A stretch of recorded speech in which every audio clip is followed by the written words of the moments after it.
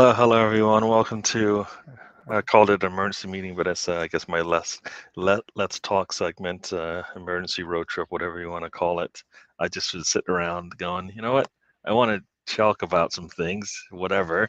But um, I'm smiling because I'm I'm happy with talking. But it's it was a bad day yesterday for many teams, or I guess two teams. There's only two teams played, but my team played, so I wanted to be happy about the other team, but I couldn't because my team did pretty much worse. So I've got my man Spencer with me. He's trying to finish off some stuff. How you doing, Spencer? It's Friday. My daughter turned 16 today, so we did some presents with her today, and we had dinner with her last night. So she's going to a little church lock-in to hang out with her friends, and just gonna spend the rest of the evening with the wife and go pick her up at midnight. Oh, nice. Other than that, I mean, I'm doing okay. I mean, all things considered, it's been a lot of there's stuff going on with Arsenal. The Denver Broncos have stuff going on, so it's been a very newsworthy week. And yesterday did not help that, if that makes sense. But I'm sure we'll get into that. True, true. The assembled has joined us. Welcome to the show. Stan says, "Go to work, Gary." Welcome to the show, Stan. I don't have my work. This is what I get to do right now. I have no work until next year. So I am going to enjoy that. And as Stan says, yes, I don't. I think I'm pretty rude. Happy birthday to your daughter, Spencer. So, yeah, Thanks, happy Lynn. birthday. Yes, yes, that's cool. As I say, as long as they're having fun, then that's what it's all about. So, Yep. yeah, so yeah, Stan, if you want to join, let me know. Like I said, I just started this so we can talk because I felt like I needed to talk, and then you had to listen to people talk about what's going on, talk about Arsenal, fans that aren't Arsenal fans talking about Arsenal and stuff like that. I thought, well, maybe I'll talk about it because I am a fan and I should be able to talk about it and you know talk about everything else that's going on. We'll see who joins us. Like I said, we'll probably have a couple more people join us. Big's Gun is in the house. Welcome. Mhm. Yeah, yes. You're at work, Stan. Oh, you're doing that work thing. Sorry. Hopefully you will enjoy hanging out with us, listening to us, anyways. Ryan, welcome to the show. As I said, if you want to join, let me know. Just wanted to come in here and just start talking about whatever you want to talk about. Good to see a lot of people joining us. Brownie's also in here. Yeah, Brownie's in here needling us. Thank you very much for that. We probably deserve that. It should not have been that way. Oh man, oh, that's right. Stan is a teacher, folks. He teaches people. Imagine that. Hmm. So yeah, have a good class in an hour or so. But yeah, so let's get into that. So let me I'll just send a invite over here to Ryan, see if he wants to join us. But we've got enough space for everyone. We will chat it out. Let's see here. So Spencer. Oh well, look, before I man, we've got Stefan has joined us. Stefan's in the house. Did he have a good weekend? I don't even think he had a good weekend or a good week actually, I right? mean, I don't think he had a good week either. So everybody's had a little bit of like, this is not the way you want to end the season, right? So hoodies up, right? There you go. you might as well at this point, man. Yeah, there we go. We've got Mr. Tom is joining us. How you doing, Mr. Tom? I'll be a lot better if things go my way today in the football universe. Yeah, I hope it does go well for you. We've got a big slate of games up in the championship. Looks like everybody's playing today. Yep. Southampton and Plymouth started off first, and then everybody joins in afterwards. Leeds is Have a, playing West Brom at the last game of the day for a championship. So hmm they're on the road. So I assume it might be a little bit of a struggle because it's a road match, but it should be one of those you want to redeem yourself. Yeah, if Southampton win, they go 6 points in front of us. So that's something to contend with instead of just Ipswich. And let's have a look. Brownie, I'm going to owe Brownie a favour, am I? Let's have a look. Let's have a look. Okay. Oh no! Oh no! I don't want to. I don't want to have Cardiff owe me anything. Oh, that's unfortunate. That would be interesting. I say that wouldn't be. Yeah, that would be crazy if that happens, right? Who Ipswich playing? Oh, QPR. Oh, Jesus Christ. Jesus Christ. Yeah, yeah. And it's been, as I was just saying, I just sitting here and listening to shows, going, might as well just create a show. I have the technology and the availability due to you, Mr. Tom, to do a show whenever and forever, number of people up to 10 that I want. Ever. Forever. So this is Forever. it's a good time to chat it up. All right, so we'll get into it since it's the most recent pain for anybody on this on this show right now. So yesterday, Arsenal came into it, and pre-game it was the same chatter as before. For me, anyways. Zinchenko, will he help us do some good things? And will he not be an interference on the defense? Based on the scoreline, I don't think he helped us either case. Will we be clinical in front of goal? Nope, not that either. All right. Do we have answers on the bench? Seems like if Trossard is starting, we won't have answers on the bench because we will wait until the last possible moment to bring on any subs to change any kind of play. So for me, I said it before, we still have numbers. And now I always used to say 10 players, and there was a joke Matt put out, we need 8 players. I mean, we've got at least 3 players on injured. So I'm thinking we're still that gives me about 5 players I think we still could use because we're not playing the ones we have. We're not playing the ones we have, so we don't have trust in them. For me, El Nenny's getting on the old side. Nelson, no trust.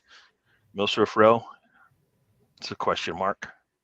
Vieira, it's not going to do it yet.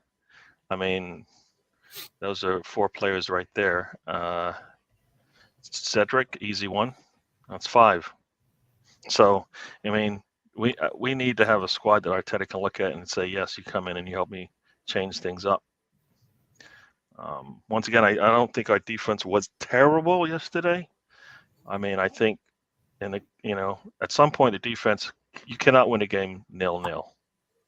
So at some point, you're going to have to score to make it, to see if the defense is an issue. Because for me, the defense hasn't been an issue all season. It's been mostly all offense. It hasn't been able to put games away. Defense has been doing a good job. They do have blips, but consistently they've been pretty good. So I guess that's my spiel for whatever last 2 minutes or so. I'll let everybody else have their say. Since Spencer was in second, Spencer, talk second. Man, I don't know if we need 8 players. I definitely think we need 2 to 3 at least. And it really comes down to this. And I looked at yesterday. We did see a 60-minute sub where 2 guys came on. The tactics changed. You threw on an extra striker. But the problem, if you look at the heat map and even the player zoning, there's nobody in the middle. We're doing all these crosses, right? And there's nobody there to head the ball in. We missed Havertz yesterday because we could have used that height in the box. Once you can't break down a low block, you just sling stuff in the box. Too slow on the touch, 77 touches in the box. I mean, it's just embarrassing and what are they waiting for? I mean, they beat City twice in this calendar year by just shooting the ball in the box and it deflected in. I didn't see anything from outside the 18-yard box. Everything was like, let me take this extra touch. It just was very poor. And then another day, you probably put 5, 6, 7 goals in, but we're not getting quality from Martinelli. And Saka was a little bit off yesterday, held the ball a little too long. Jesus had the best chances, I think, but just didn't finish them. And this is the thing about Premier League football and sports in general. When you're given an opportunity to score, you have to take it. I mean, we looked at yesterday. There's probably 4 or 5 opportunities that I think were missed. And I blame the players for not being clinical enough. And the squad depth, I'm sure we'll discuss it in January. So I am interested to see what that's going to look like. Because you go back to Arteta's press conference on what's today? Thursday, Friday. So the day before, there's hints that they want to make a move in the back to bring someone in. Hey, Brownie. And I don't know what's going to happen up top, but I don't know what they can afford. I know people don't want to hear the money thing, but the FFP thing is real. So Yeah. I don't know. Yeah, we're going to have to make some difficult choices. I think players will have to be sold that people think we need to keep. I think at this point, if you're not playing, you're just straggling on, and you need to move on. We need can't have too many passengers. We need a lot of drivers. Moss, welcome to the show. Brownie, have a safe flight. And Mr. Tom, we'll talk about what Stan says here in a little bit. But Mr. Tom, talk to me. Well, you can talk about Arsenal if you want to. You can talk about Arsenal if you want. I'll talk about Arsenal because you said something really interesting. You said you can't win a match 0-0, and that's factually true.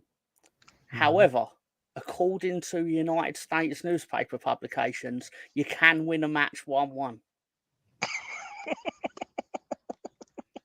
That's very awesome. Just saying.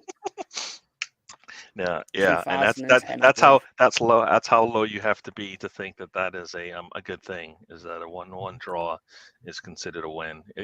No,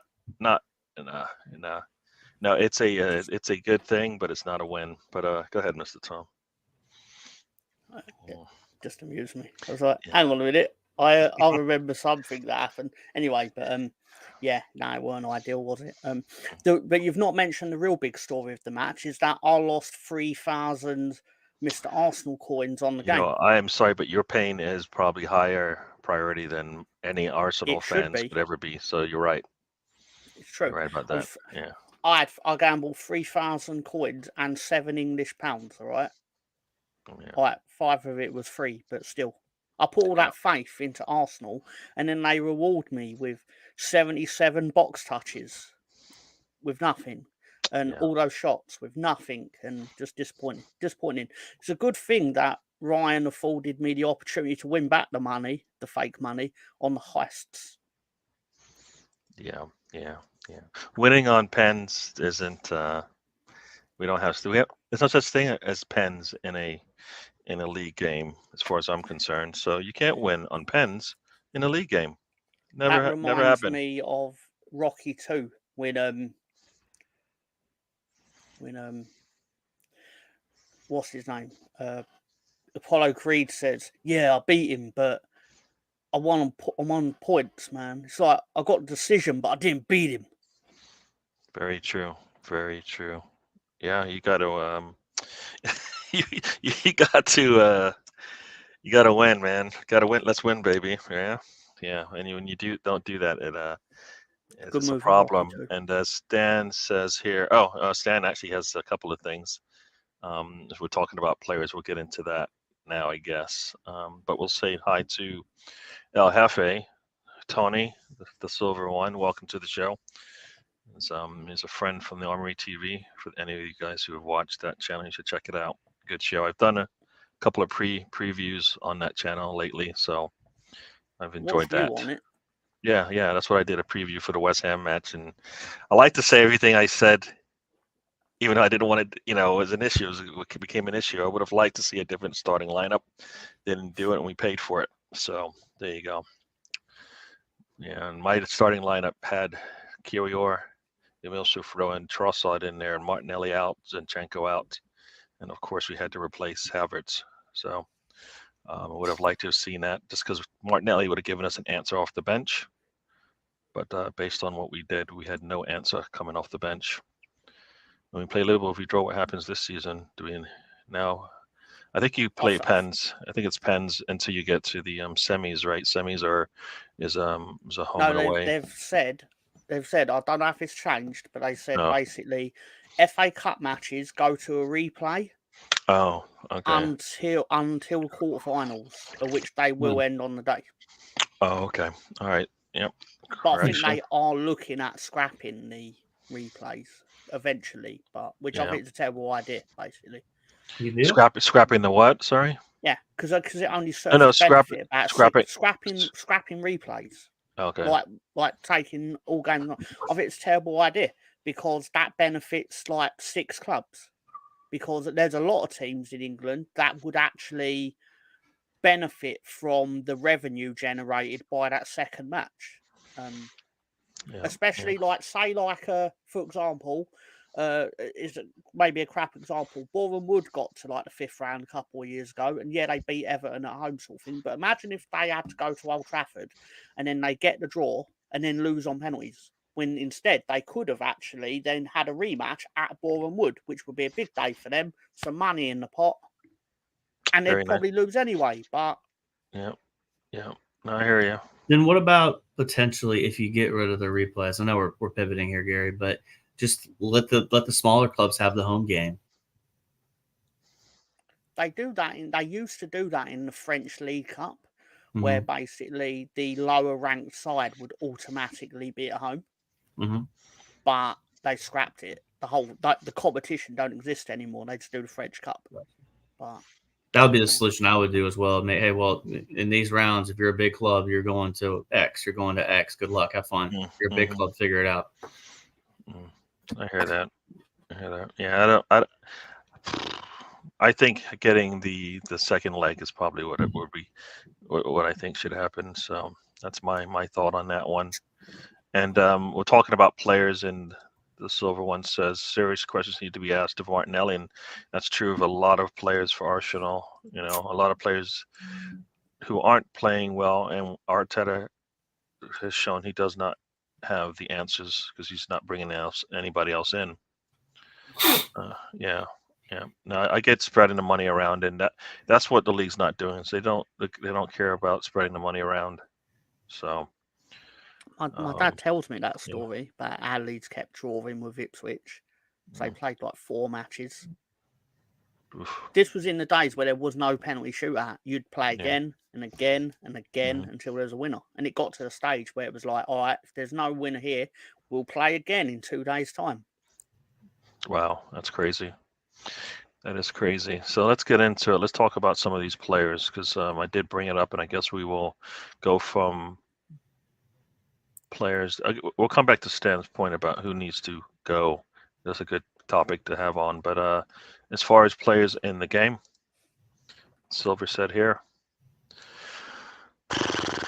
I mean, there's a lot of people who did not play well yesterday for Arsenal. I mean, I think players who played good, and as if any of you saw me last night on Arsenal fan circle, me and Ray were going back and forth and whether Gabriel actually had a good game. I mean, the 2 clearances that he tried to make backfired, and I don't think they were backfired because of him. I think he needed a little bit of a team support there, and he didn't get it. I mean, if you saw that play, he tries to clear it out of bounds. It hits Zinchenko and ends up with Bowen. He gets a deflection on the ball, the ball coming in, which should have been an easy goal for West Ham, and it deflects to Souček, who is being chased down by Trossard, who could have maybe man-marked him before that. So for me, I think he had actually a pretty good game, but it doesn't show up on the stat sheet because both the goals happened with him right there. Even the header, he's right there, but I don't think he even knew the player was coming. So, yeah, I don't know what you guys think. I mean, I think as far as the center back pairing for me, we can bring them in together. They had an okay game. I mean, the team only got 6 shots in the game. I don't know what more you want to get out of a defensive backfield than that. Spencer? I mean, I'm looking at the stats from yesterday, and it's kind of comical when I read it. 959 touches to 478. Like, I don't know. I don't know who's to blame on that one. It's just a bad day at the office. I mean, isn't that the second header we've conceded in like the last couple of weeks on the set piece? Or no, I'm trying to remember because I know I can visualize the Salah goal, I can visualize McGinn's goal, but I feel like we've given up a couple of these where we've not properly man-marked in a game. And I mean, it's a great header by Mavropanos. Like, it's top corner. Like, there's nothing a keeper could have done on that one, right? I mean, it's just the luck of the draw. But I mean, I have to think about I think about this in American football terms too, right? It's like when your defense is making plays and your offense isn't, there's got to be some level of frustration, right? And I'm sure I don't know, Gary. I don't really have an answer on that one. I mean, it's kind of I think the ball is out of bounds, but I'm not gonna harp on that one. But it looked like everybody was lost when I watched it live. That's what it really felt like. People like Zinchenko's drawn all the way in, Gabriel's all the way in.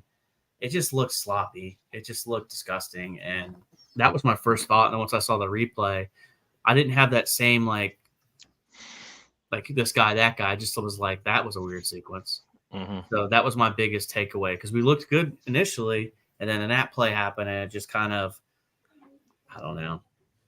I don't know if that's the answer you're looking for, but go ahead, Tom. No, before we continue, I just wanted to say hi. Alonso's just joined us, so we'll be chatting with him, Mr. Tom. Yep. You go right ahead. Hello, Alonso. I wanted to point out, based on this comment from Football with Brownie, I know his name's Brownie, so I don't know why I full named him.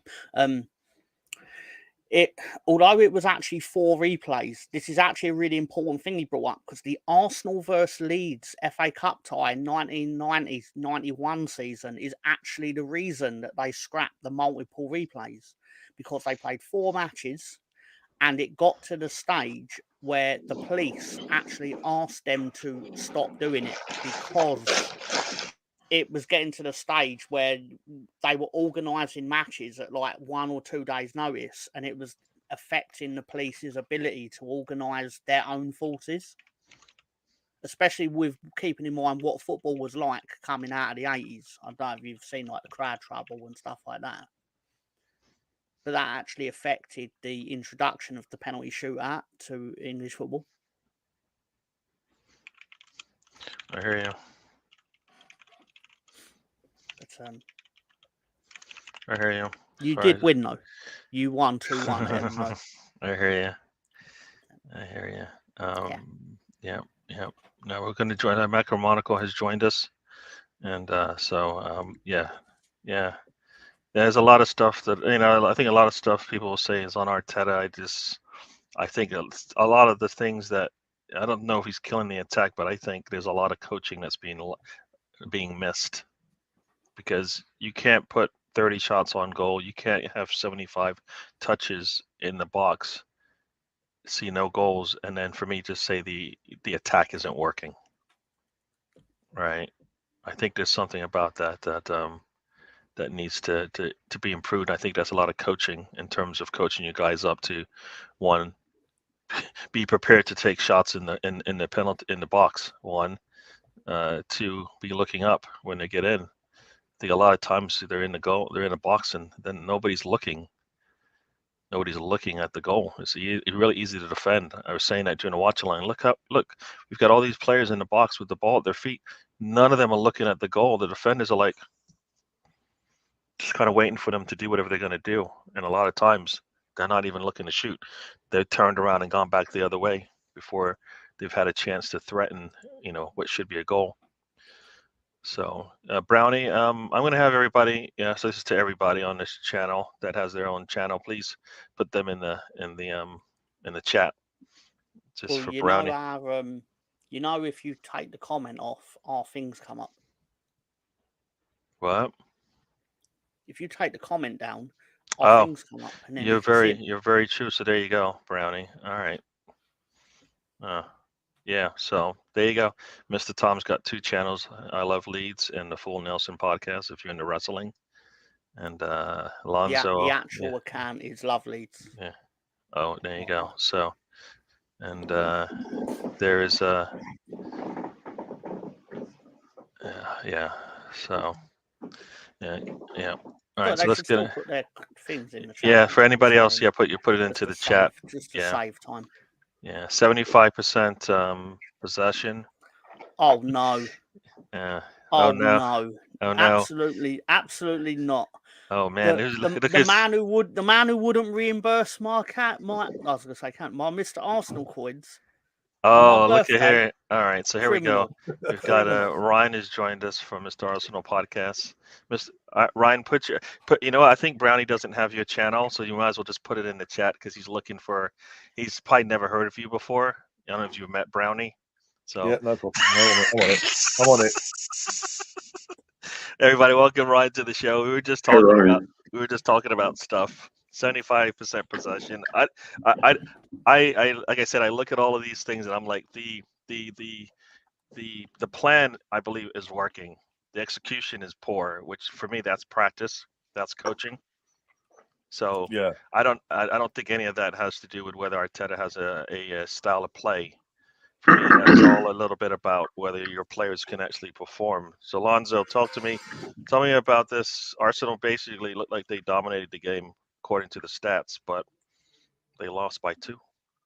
Yeah, so for me, from what I've heard, I heard that we had touches in the box, and we really didn't complete the we didn't put the goal in the net. So it's kind of discouraging because you bought Jesus to be a striker, yet he doesn't consistently put the ball in the net. And I think what happened was last year, we had Martinelli and Saka and Xhaka and Odegaard do the scoring whenever he was out, or even in Kedio was out. So you're having to depend on your wingers and your midfields and your second choice striker to score goals for you. And this year, you don't have that kind of flow. You don't have that kind of flow amongst your forwards and your midfields because there's a missing piece there. And I'm sure all Arsenal fans can relate to that.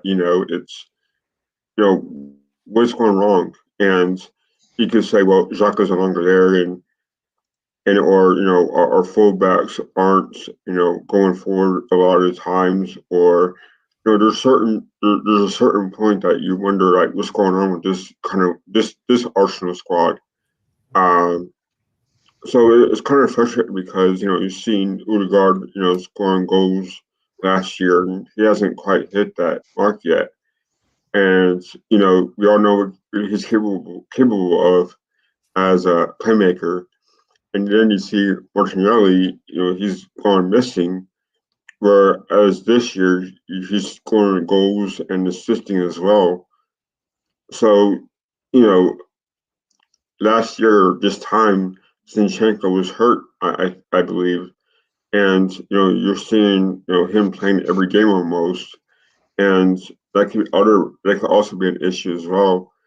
And you bring a guy in like Kai Havertz who has more goals than Martinelli himself, so it's kind of weird. And I think that's why we're seeing all these low scoring draws, whereas before we were scoring a lot more goals rather. So I don't know what's going wrong. I hear you. I'm going to say hi to a couple of people, then we'll let Ryan have his say. We got in the North Bank, I believe that's Paul. Haven't seen you in a while. Good seeing you on the show. Got Brenny. Brenny's coming over from the Arsenal, the Armory TV as well. Welcome to the show as well. Brownie's got a comment here about whether it's a defensive performance by West Ham than Arsenal. Arsenal's been dealing with a low block for the entire season. They have had no answer for it. So for me, they didn't do anything we have not seen all season. So for me, it's on Arsenal to figure out an answer to the problem. So far, they haven't done that. Ryan, talk to me. Yeah. Just on that comment now, I mean, if we'd done what we did last season in terms of our playing style, and we were like aggressive, fast-paced in the opponent's face, making them work, making the defense work, and they'd got a result yesterday, then you can say, yeah, masterclass on West Ham, David Moyes, fair play to them. We were bad, but they did their job as well. When Arsenal are playing at home, and this happens the way in terms of last night, playing at home, and we're 0-0, 1-0 down, justified or not, we're 1-0 down, 2-0 down with 40-odd minutes to go still. And the reaction is to play the same way and not up the ante and turn up the pressure cooker and play with more intense, at a faster pace, aggressive, and we're playing at a slow, lethargic. Players got the ball, and like 5 players ahead of him are standing and jumping on the spot. That's not, for me, that's not defensive masterclass. That's just you're doing your job because the opponent's making it easy for you, because you're not having to move. You can just stand there and watch them. Because as soon as the ball comes from you, you're there, bang. Because they're not moving, they're not making the movements, they're not stretching you. So on that side of things, no, it's not a defensive masterclass. I will not give props to West Ham on that basis of it was just a world-class defensive display. It wasn't. It's a low block, but it was an easy low block to put in place because of how we implemented our own style of play at every moment of the game. And even then, we had, as the stats say, we had 30-odd chances at goal, 5 clear-cut chances with their low block, and the shots were at the goalkeeper. If they had tested the goalkeeper, gone either side of him, you could say they go in. Recent history with that goalkeeper dictates that the ball goes either side of him, he ain't getting to it. So even on that basis, the goalkeeper's job was easy last night. And how many times have we said on my channel, Gary, that we're wasteful. We take chance after chance after chance after chance after chance before we score a goal, and it happens again to get the second goal. Apart from Sheffield United this season when we won 5-0, and even then in the first half of that game, it was chance after chance after chance.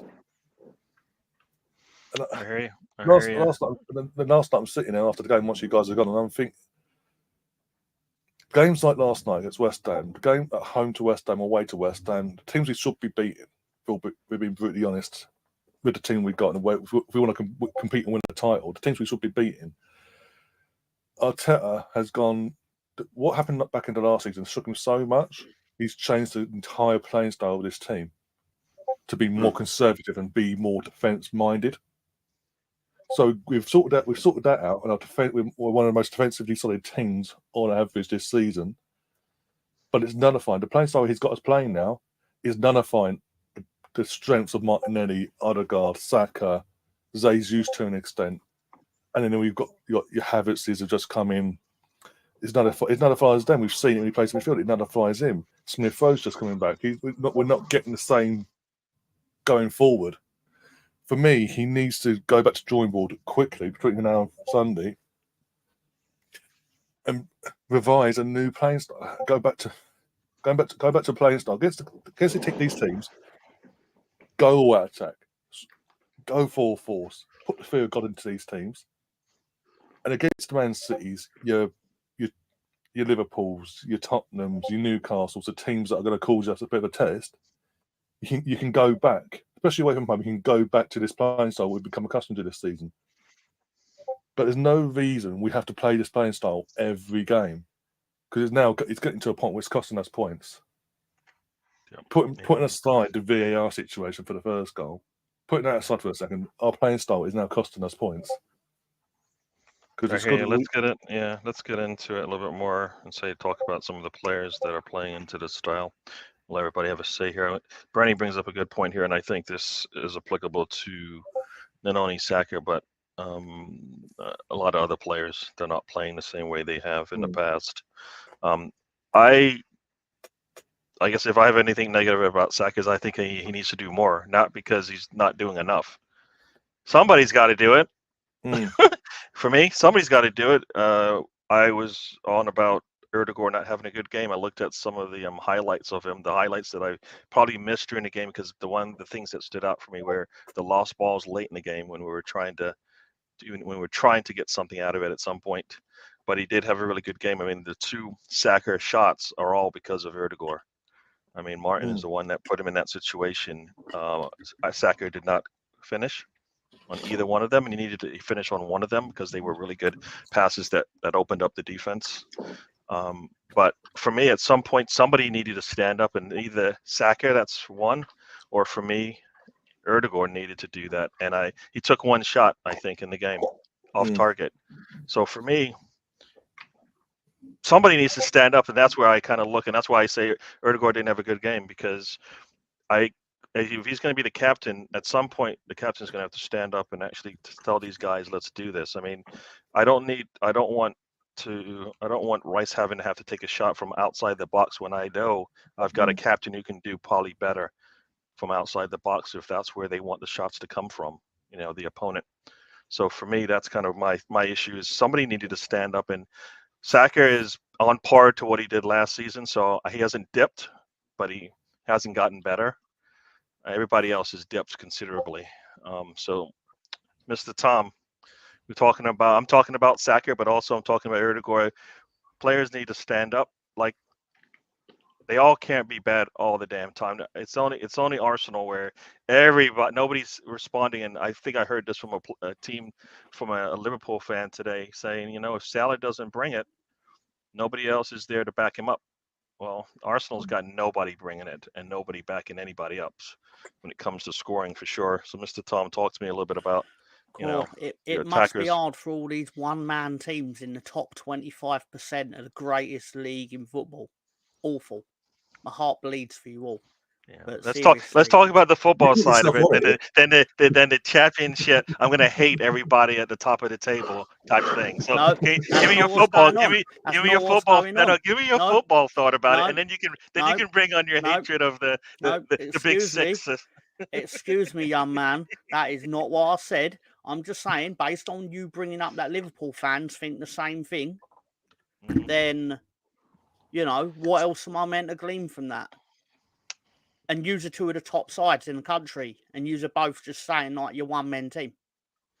Well, and if you notice, the one thing that these two teams are doing, Liverpool and Arsenal, is sitting there looking at who's chasing them down, yeah, and who hasn't actually had their best player on the pitch yet, who hasn't even had one of the best striker in the league, the best scorer in the country, in the world, playing for like the last number of games. That's the reason for concern. So are you saying they're now on our tails of a game in hand? Of players in professional football match to one player per team? I'm saying that you just stick out your top star. Yeah. Well, no. We're saying that's why you need a lot of people to stand up and respond and back up that good player. And City has done that. All right. City needs goals. Guess where the goals are coming from? Everywhere. All right. I mean, they're still going to win this because ultimately you had your chance to pull away from them and you haven't. Yeah. No, I hear you. They're out of form and you're not winning. I hear that. That comment before, Gade, about all the goals coming from everywhere. That was us last season. All the goals we were getting weren't coming from Jesus. Some were. Even when he was out injured for 3.5 months or however long it was. Saka was stepping up. Odegaard was stepping up. Martinelli was stepping up. Yeah, everywhere. Yeah. Anything else you got before we move on? Anything else you want to say, Mr. Tom? Yeah. I mean, I like people sit here and say like, the Premier League's boring. That same team always wins, but that's because no one takes advantage of when they're not doing well. For example, Aston Villa over Christmas have dropped 5 points. Yeah.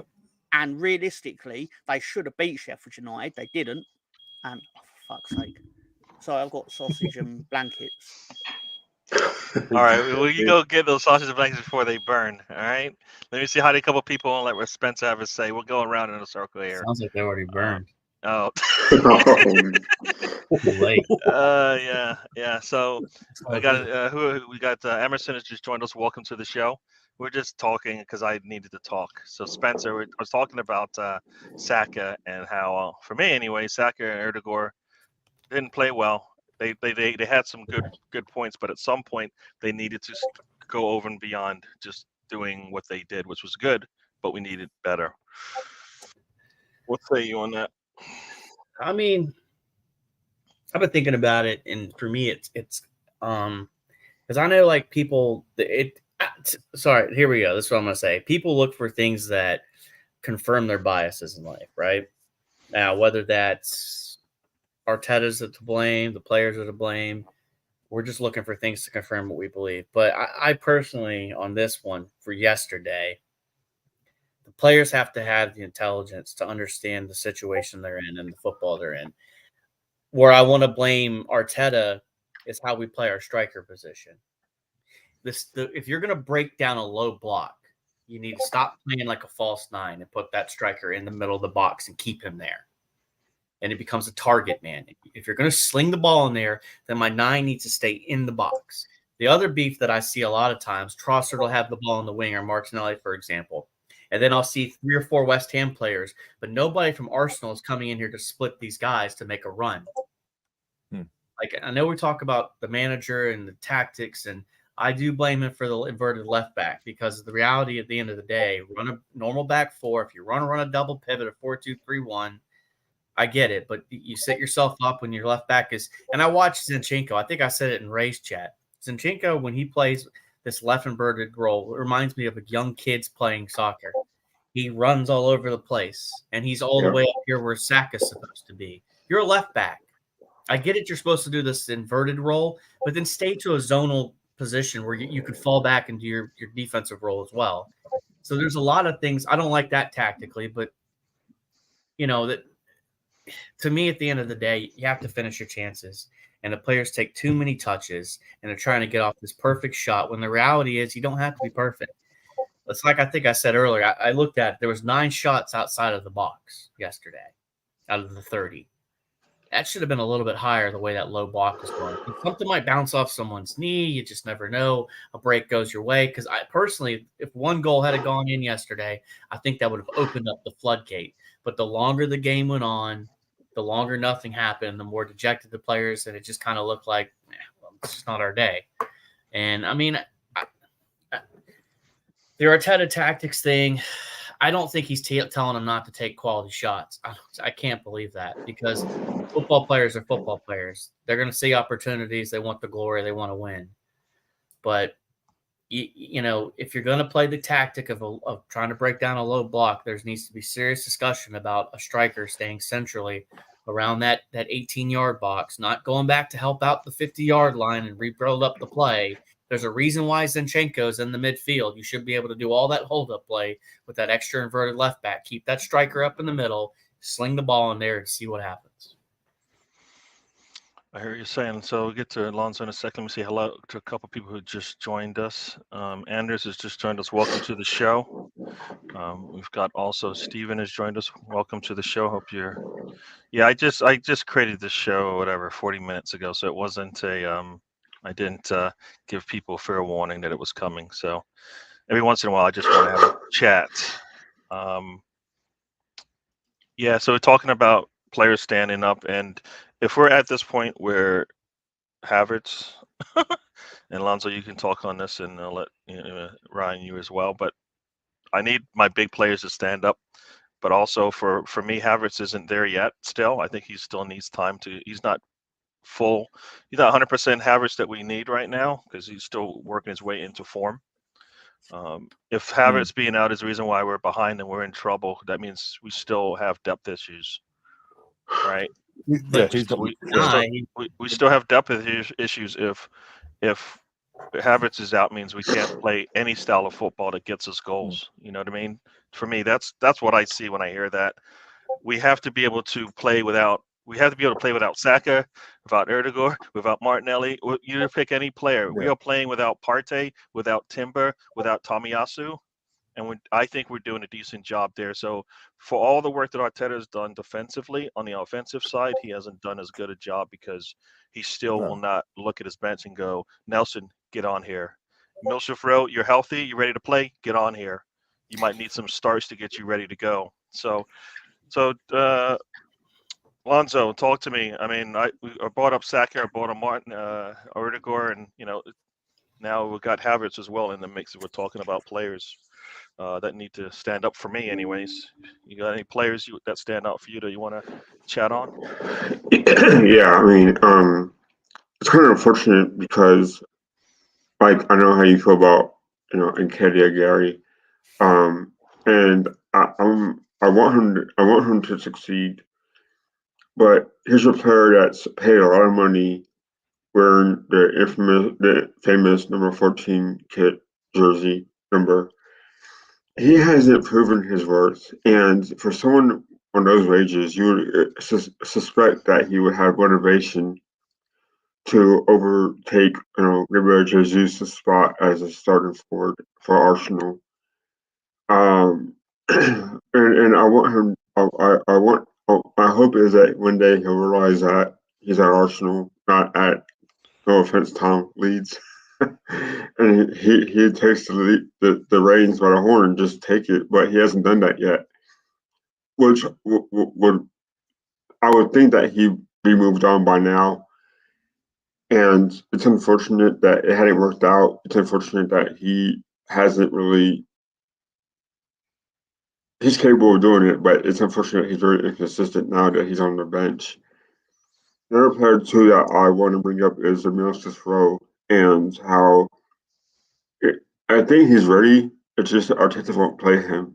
Like he babied Martinelli the season before, that he was hurt. I believe it was 2022, 21-22 season. And this is where I think Arteta, takes his route where he just, leaves a player on the bench forever, and then he gets his chances. And I remember there was a lot of hype around ESR, and in hopes that he become a staple on the starting 11, and he hasn't done that yet, which is kind of unfortunate because I too want him to do well. But as far as starting 11, I think you're right, Gary. I think Arteta has stabilized. He has a good defense. But what bothers me still is why is Zinchenko still on the starting 11 when he continues to make these mistakes? And this is why I think losing Timber so early in the season was kind of unfortunate, because Timber to me was on his way to becoming a great player. It still can be a great player, because I think you saw in the preseason that he was doing the inverted part very well, and he was getting into the midfield. He was passing it to our forwards, and his linking play was very good. And I hope that he doesn't continue becoming injured after this spell he had in August.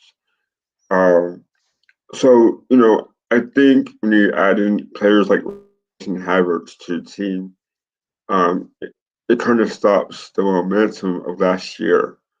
And I don't know if Arteta was aware of that, but I think Havertz and Rice are more defensively sounded players because they're height, and you see more of Rice defensively, and Arteta's trying to change him into a complete midfielder, and Havertz is just a tall, lanky midfielder, which he belongs up front. So those are my thoughts. I hear you. I'm going to say hi to a couple people, and then we're going to let Ryan have his say. Who joined us just now? I think. Oh, Sam joined us. So, Sam, welcome to the show. There was, they're talking about players. There's the beeping. I don't know what the beeping's coming from. If you guys, if you can hear it on your end, turn it off. Mine. I've sorted it at mine. My apologies. Okay. All right, no problem. All right, cool. That's no, we don't have to worry about that. Yeah, I was going to say I've been on mute since the incident. That wasn't me. The incident. Yeah, all right, so there you go. See, you bring Ryan on, and look what he does, just beeping all over the place. Beep, beep, beep. No, but just kidding. But yeah, no, Ryan, I'll let you have your say on the players. I think as Steven says here, a lot of the movement from Havertz was missed. I think even when Havertz is there, we are missing him making the runs. It's one of those things where our players play with their head down too many times, and they're not heeding the words of Arteta, which is, I'm going to have players running into the back line. I need you to look up and make sure those passes are being made, right? So there's a disconnect there. For me, it's coaching. I think the tactics seem to work for me because we're getting the opportunities, but the execution, once again, is not so good. So Ryan, talk to me. No, we did miss Havertz, don't get me wrong, but we're not just relying on Havertz before I get into it. But it's a multiple thing. We've got no Thomas. We've had, apart from what I'm probably wrong, about 3 or 4 games this season, Thomas Partey's played for us. And that's not, for a player that'll be standing, that's one of our main figureheads last season, not good enough. I said last night when he wasn't in the matchday squad, personally, even though he's doing training and all that, I would, if Garner come called in for AFCON, be like, no, he hasn't played, so we're not risking it. Sorry, he's staying put. End of. We pay, end of the day, we pay his wages. No matter about the potential other stuff off the pitch that could be or might not be him or whatever. In terms of footballing side of things, he's our player. He hasn't been fit. We should not be risking sending him to AFCON. So we miss. But either way, my point is we're missing him as well in that midfield alongside Declan. Last night was the first time I saw Declan have a bad game last night. Because in terms of a defensive outlet, he was out on his own. He needed someone like Jorginho there. Jorginho's on the bench. Why wasn't he start? Why didn't he even come on? You could see it. Rice was begging for some help, but just weren't getting it whatsoever. We're missing from the bench perspective. We're missing Fabio Vieira coming on from the bench and having an impact from the bench like we did at the start of the season. We're missing that since he got suspended. He didn't have been injured, I think. There's a photo of him there's a photo going around of him literally hanging at all 5 other key players that are injured, hanging outside the tunnel, going, "Look at us! Like, don't you post the pictures. Go to the game, yeah, support your teammates, but that's it. Don't fucking go down to the fucking tunnel and go, oh, look at us, guys. We're coming." And for me, knowing we didn't have Havertz, going back to the Havertz question, knowing we didn't have him last night for selection. Personally, looking back, I would have started Smith. I think last night's game was perfect for Smith at the starting, and give him 45, 50 minutes and see how he goes. Because he has a habit of scoring against West Ham, turning up, and when he came on, again he was a standout player in a bad bunch. He was trying. He was the only one that came on and tried. I mean, in the midfield, he had 2 or 3 players around him at one point. Dummies the ball. He's trying to drive the attack forward, but no one's making the runs. And people can go, "Oh, that's like what I said." People can go, "Oh, I'll tell him to do this." He doing that. No, players have to take responsibility. Once they cross that white line, they need to take responsibility. In moments like we had yesterday, they need to think for themselves. These are grown men. And at the end of the day, they didn't do enough. As I said, as I referred to earlier, every time we sort of attacked, we would sprint to the 18 outside the box, and then we put the brakes on and go, right, and backwards and sideways and backwards. It was just like once you got to the box, there was no intent to get in initially. And there was only some intent once we went 2-0 down, and even then it was at a slow pace. It was more luck than anything. And it's frustrating that if they'd made the runs and stretched the defence, we could have got back into that game and got something out of that, because they were there for the taking. I said it from the get-go. Mavropanos and Ogbonna as a centre-back pairing. That's a centre-back pairing. The West Ham centre-backs they've got, that's the pairing you want to go up against, no matter what. And we just didn't take heed of it. Trossard, I love the lad, but last night he just weren't working for him. I don't know why he got so long on the pitch. I know we're desperate for goals, but he just weren't working for him. Yeah. And we'll move on from this subject, so we probably can talk about it for a while. Let's talk about yeah, no, we got something else that we can talk about that's not about Arsenal. It's pretty much about football in general. We'll get into that as well. I think for me, Trossard is getting. I think he's getting set up poorly, and that's affecting. I mean, this was the man who won it was our man of the month in March, right? When we were in our title run, right? Got Director John in the house. Welcome to the show. He is the man behind the scenes on the Leeds channel, so check him out. Also, he's on the Super Lolo as well, so you can check him out there. But no, I kind of felt like, for me, and I'll finish this off. I know everybody's had a say, but I'll just finish it off. One of the key things, and Stan hits it right here for me. Toothless. I mean, all the work that we're doing, all the performances that we're putting on the field, at the end of the day, we don't get a bite out of it, right? We don't finish. We don't. It doesn't. The other team isn't threatened by it enough. I mean, as many times as that goalkeeper just caught our ball with 2 hands easily, no sting of the hands. There's nothing behind the shots. Yeah, we put a lot of shots in, but they're like practice shots to get the goalkeeper warmed up and ready to play. They're not really, let's see if you got anything about you, you know. So for me, that's where that's going. I think Chris Nix has joined us, and for those who don't know, since Liverpool has taken the top of the table, we see a lot more of Chris Nix now. So welcome up. You'll see him. You'll see him on the show through at least next early part of next year. The next 2 days and the New Year's Day all fall apart for me. And then we won't see him again. But no, we love him on here. But he does show up and he does make himself known. And yeah, this is not Mr. Arsenal podcast. We don't have points here, and you can't. No heist, nothing, no criminal things going on over here either. So I love the heists. They allow me to make up for my bad sporting decisions. Yeah, I don't know what any of that means, but yeah, there was a comment, and Ryan actually sent out a message to me about an article where they're talking about football players, and where is that? Somebody made a comment about it here, but anyways, we'll get into it. Too many games for the players, but no, somebody had made a comment, so I thought I had saved it. I thought I had saved it, but I guess not. But basically, players look like they might be threatening legal action because they're playing all the damn time, getting no breaks, asking to perform. And it's kind of one of those things where they took the bite of the apple. Now they're upset. Comes with the money that's out there. The money that's out there is causing this. The money that's out there is creating this, and players are realizing. I think if this, these articles are true for a lot of players, they're realizing why. You take the money, they're going to ask for everything. I mean, same thing happens in many a sport. In NFL over here in the States, they used to play 16 games. Now they've added an extra game to the season, right? Players are getting injured. Their careers are shorter. There's a lot more. Yeah, just a lot more poor. I just like that, Gary, the extra game, because they've not made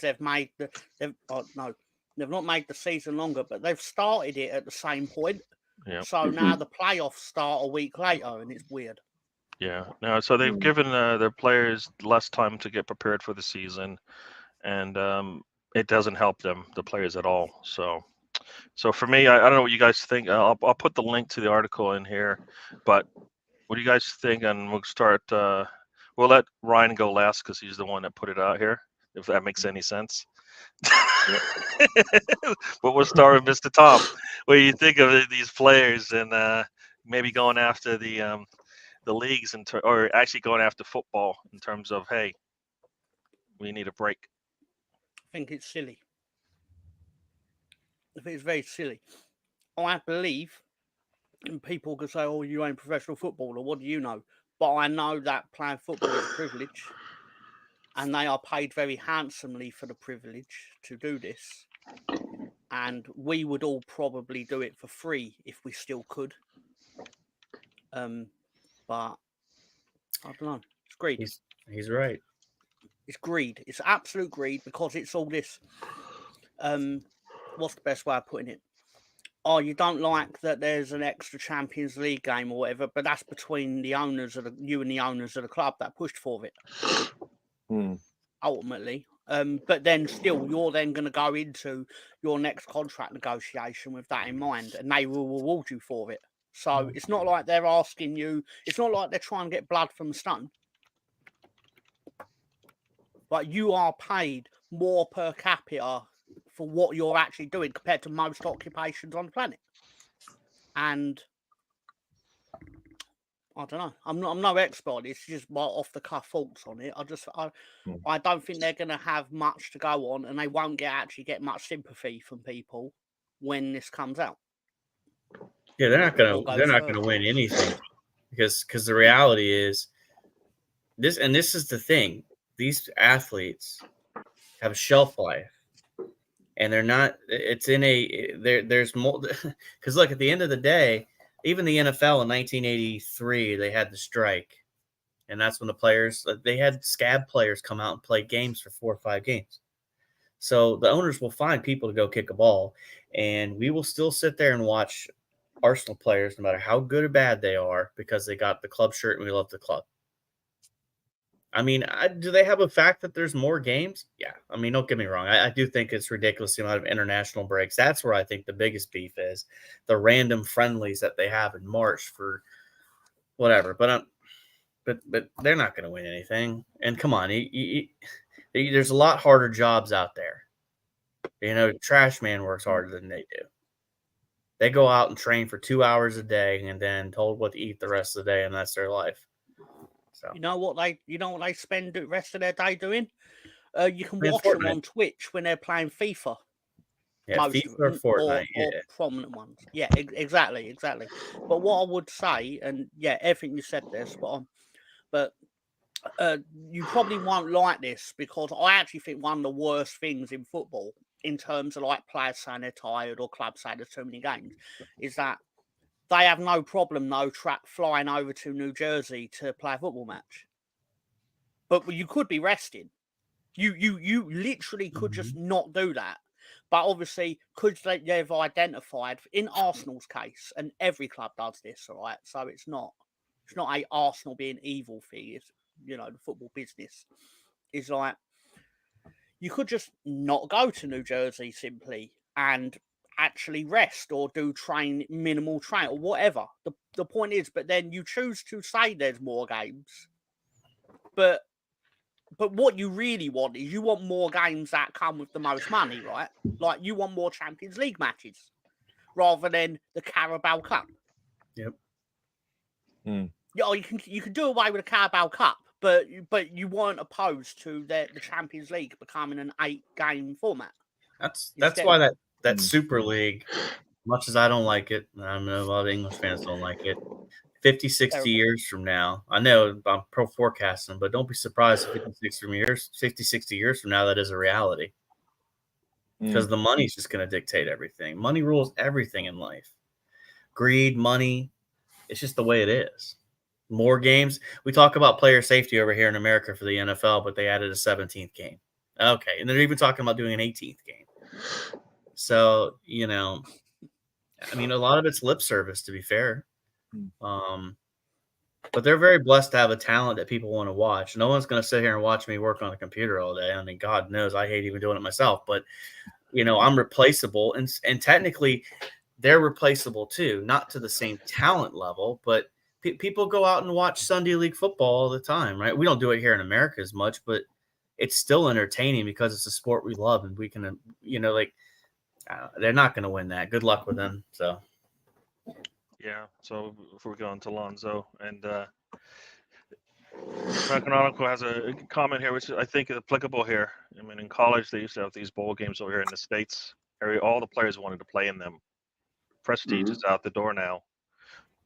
You know, what's in the door is getting prepared for professional life as a football player in the States. They'd rather do that than go to a bowl game, which used to be prestigious, not anymore. So players are, you know, they're gonna show what they want to do with their feet, and that will happen probably with football in general. If you know that playing in the summer is going to hurt you for the money making that you have going in front of you, you're not going to play for your country. I mean, look at look at the Brazil team. It's not the same as it used to be, right? Who wants to, you know, you put on that yellow shirt isn't what it used to be. You look at the performances of that team. You know, I don't know. That could be partly just to do the structure and anything like that, but that's what it looks like for me when things go. You know, potentially you want to wear the shirt, but you're not getting anything out of it. But you can with some money.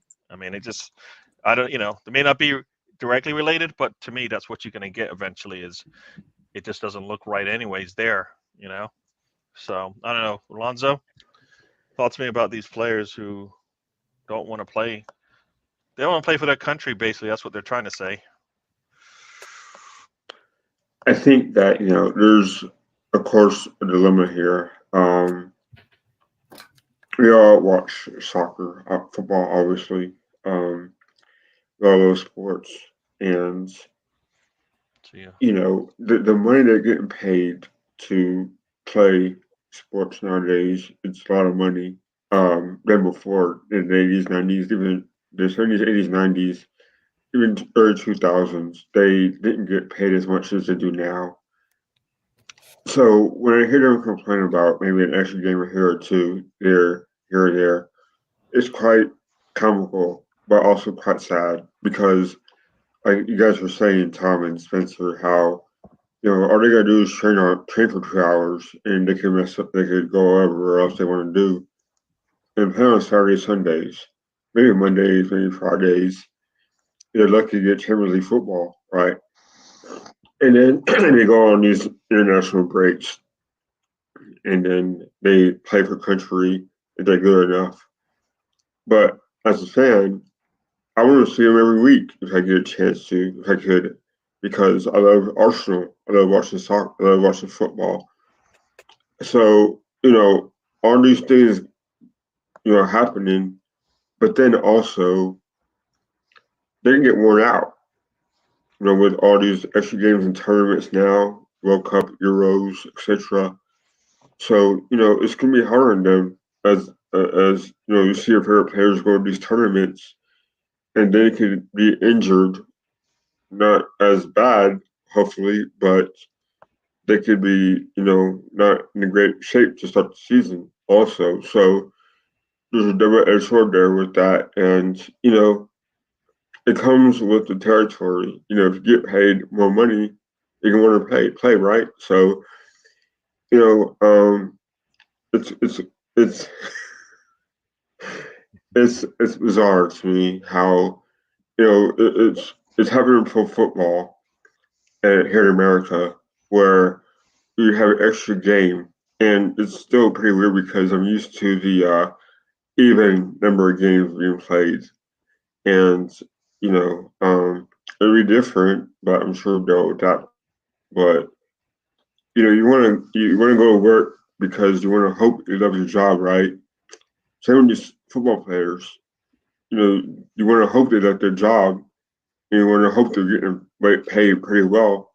So they should just enjoy it. I guess that's my thoughts. There you. I mean, for us right here in Arsenal, the Partey and the Tomiyasu situation that could happen in the next month or so it would be one of those situations. I know for me it's more on the fact that it's more just the logistics of where those countries are, and that's why they play in the middle of a domestic season. But I think it also hurts that they are injured for most of the season, but they're good to go when it comes to playing internationally, and then we don't get them back until another month. So Yeah. Ryan, I know you've had to sit on this one for a while. I assume you've read the article a bit, or you might have some additional thoughts that you haven't heard yet.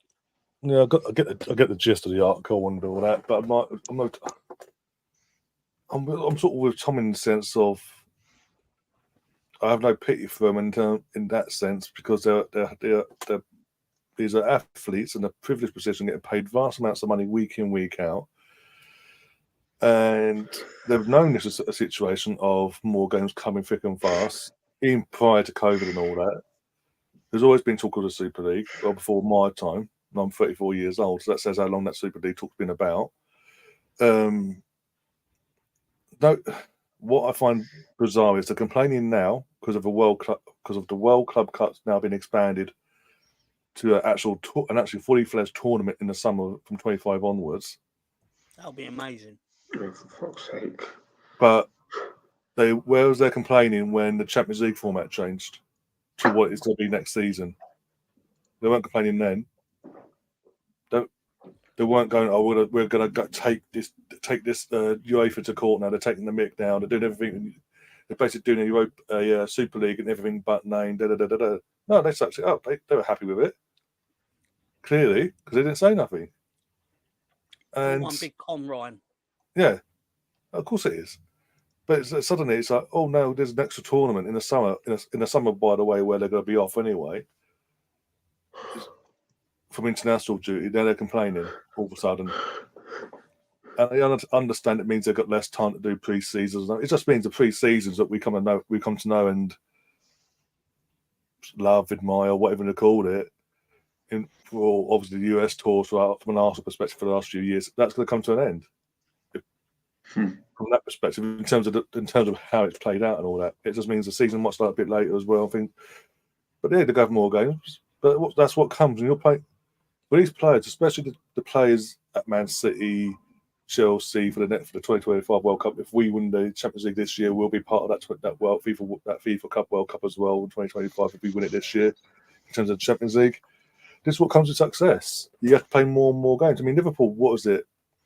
Not last season, the season before, played the full amount of games they could have possibly played. I know there's a bit of a drop off last season with that in terms of the fatigue. But that's what comes with success at the end of the day. You have, if you're going to be one of the best of the best, you're going to play these games week in, week out, game in, game out, month in, month out. You're going to get less time with your friends and your family and all that on and off the pitch, even in the summer, because that's what it is. And at the end of the day, is again going back to the money side of things. In an era now where money dominates football and other things as well, but in terms of this what sport we're talking about now, it dominates the sport. They've been happy to take the pay packages when they're signed for these clubs, or they've been given the comfort academies, and like Phil Foden, he's come for the academy and he's been given his bump a wage packet and all that as he's gone on for the last few years. I haven't seen him complaining. They're very privileged position, and they think it's okay now to suddenly complain.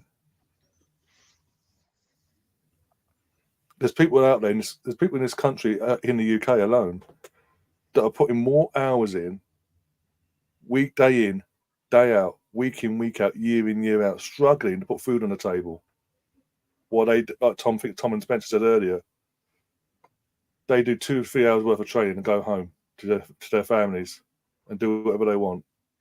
And they turn up for, and obviously from our perspective, from an Arsenal perspective, they turn up for home and away games in the league, the cup games when they get drawn, Champions League midweek, once every fortnight or 3 weeks, whatever, how it plays out. But it comes to training, in between all that, they get to spend most of their day with their friends and family, do what they want. And then, again, they're in a privileged position in terms of their pay packet. There's people out there ain't got that. The people out there here in the UK, probably over in the States as well, that haven't got that luxury, and working putting a lot more hours into their day-to-day life. So I don't have that sympathy for them, like it would have been like 40 odd years ago. They would have had, because the pay structure was pretty similar back then before the money got involved. But nowadays you can't have that, because they are millions a month. And that's not including potential sponsorships and things like that. End of the day, they need to realise what the situation they're in terms of how privileged they are, and realise people like myself, you got everyone else on this panel, people in the chat, people who watch this back or whatever, would kill to be in their position, not just financially, but just in general. And they need to realise how lucky they have it. Yeah, like you said, I think a lot of the younger athletes at this day and age don't work as hard as the older ones. They're coming up, right? That's why I look at like the players like a McGinn, like a Bowen. They are not considered like some of the most, I guess, celebrated players in the league, but they are for me, the ones that work the hardest. And you see the fruits of their labor. And Bowen didn't score yesterday, but all season he's been pretty consistent for them. McGinn scored against us, right? And that's kind of the things you expect from them. And I think that's the type of players that you want to cheer for nowadays. Like in the game yesterday, I needed to see somebody who was willing to stick their head in and maybe get it kicked off or something, because we needed to score somehow. It didn't matter, and I think you see a lot. You look at a lot of footballers and you remember the past. I think that's what I believe everybody's looking for them to do. They're going to fight for everything. I know you guys are laughing at the Stephen jokes there, I believe. I was trying to impersonate what I thought Stephen Hawking's doing a football. Okay, so I should have blocked you. I should have blocked you. I shouldn't even have put it up. That's where I went wrong. I thought it was going to be okay to put it up there, but you let me down, Mr. Tom. If I I That would is punch just. Daniel Fark on the nose or I should whatever. just. No. Anyways, that was all right. Mr. Tom took That's that poor to the taste on grave. my part, bringing it up and putting it out there I and never actually heard that, sorry. enabling you guys. And Mr. Tom, you went there. You went Yeah. there. You went there, and that's disappointing. I thought you were better than that. Well, He I'm obviously not kept better than that. going. I'm literally not better than that. In fact, I'm the opposite of better than that. I I get went it. for it like a fucking greyhound. You did. No, well, like I said, going back to the players, I think all of us believe. We want to cheer these players on, but we want them to give us 110% all the damn time, right? They don't. One, I don't think they want to, because I think if they did, they might push themselves a little bit too hard. They might get injured, and they'll be out, and that's less money in their pocket in the long term. So I think they save themselves. I mean, I players just don't want it's a lot easier for them, and there's a lot more money that they want to hold on to. So if they do the bare minimum, I think they hold on to that money, hold on to their money, and teams are willing to do that because they see glimpses and it keeps fans in the seat. The players should have, to some degree, the players could have got booed off the pitch yesterday, and they're going to complain about VAR. And we're going to say, you've known this since last season. You're not going to get the call from VAR, so stop it. You're going to say, oh, it's a low block. Yeah, you've seen it all season. Somebody needs to find an answer. This year if VAR didn't exist. No, that's not true. That is not true. It feels like it. You still need to score a goal. We didn't score a goal in any of those 3 losses we had this season. So, and I've said it already, you cannot win 0-0. It just doesn't happen. It's never happened. To me, that's the same way as when you're defending. No team in the history of football has ever scored when you kick the ball out. Nobody. So guess what? Guess what? No, you can't win 0-0. I'm sorry. No. I was going to say technically we did score against Villa, but it got disallowed. Remember, just to okay. Throw that one in there. But in general, I get your point. Yeah. No. You have to score, and it has to be pretty clear as day, right? Now for Arsenal, there can't be any question marks on there in terms of can we take this back, right? We need to be definitive when we put that ball in the net, So that's where we need to be, and that's what the players need to play as if, look, their life depends on it. The ball needs to go in. I'm going to do what Absolutely I can. not, BX. Absolutely not. So I don't know what that is. Oh, okay. But yeah, no, it's right. Mr. Tom's got a game later today, so hopefully he's happy. Hopefully he's happy about that. They better fucking win, or I'll be going back to visit them. Nobody wants that. You'll be using a Mr. Arsenal coin to smile for the Celtic game. Yeah, Mr. Tom doesn't do watch-alongs. You're doing a Celtic watch-along? Old Firm, yeah, it's the Old Firm derby. When is that? 7 a.m. tomorrow. 12:30 kickoff. UK time. Was it like 5 a.m. Texas time? Yeah, that's amazing. I'll totally be there for that. It's an old. I always do it. As long as the Arsenal games don't clash with it, I'll always do an Old Firm on the channel. Oh, I'm not. I'll be honest. I don't care if Stephen Hawking's playing against his closest rival. There's an opportunity. That wasn't even necessary.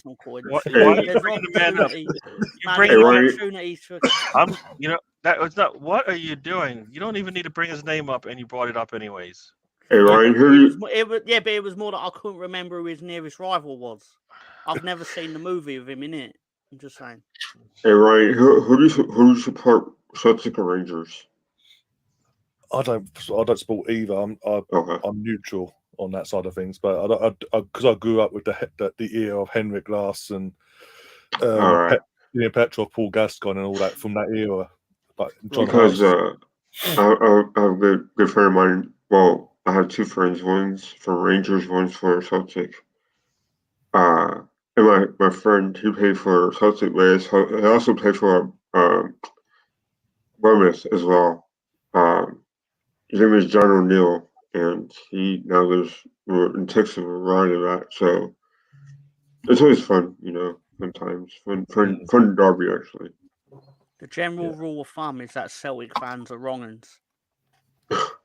Interesting thing for that game tomorrow, no away fans at Celtic Park. No away fans? That's unfair. Right. Because for safety, apparently for health and safety reasons. Oh, for the Celtic fans. Their health and safety. because the Yeah. 2000 Rangers fans were taken Kicking that crap were out of taking them, a tearing the pound toilets up. hand, and I know that means something different, but They'll just be fighting out in the streets anyways, right? Is that not Yeah. what we saw last time? Like we That's saw that exactly last right. time, I think. So yeah, you know, you'll be beat up walking into the stadium as opposed to in the stadium getting beat up. I mean, what's the difference? You know? So yeah. But out on the street, you have the benefit of like full 360 rotation. Whereas if you're literally kettled in to the end of a stadium, then it's actually more dangerous. I get that. All right, we're probably going to head out of here in a little bit.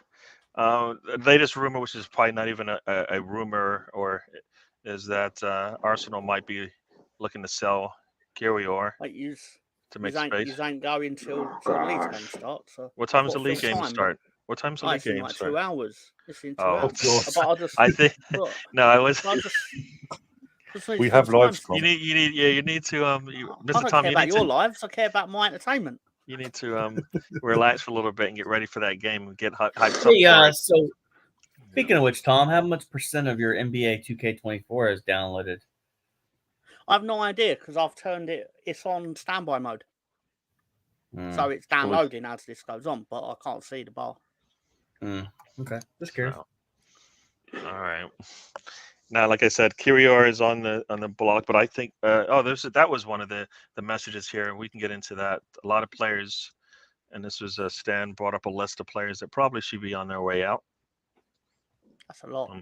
That is a lot. I mean, William, I don't know that's he's going way back. I'm assuming I'm thinking he means El Neni, but I don't know what they got a little confused there. I'm gonna go with El Neni. Did he play so bad for Arsenal that he actually wanted him booted out of Fulham as well? Yeah, He's actually playing good for them. We got that William. I would have been happy.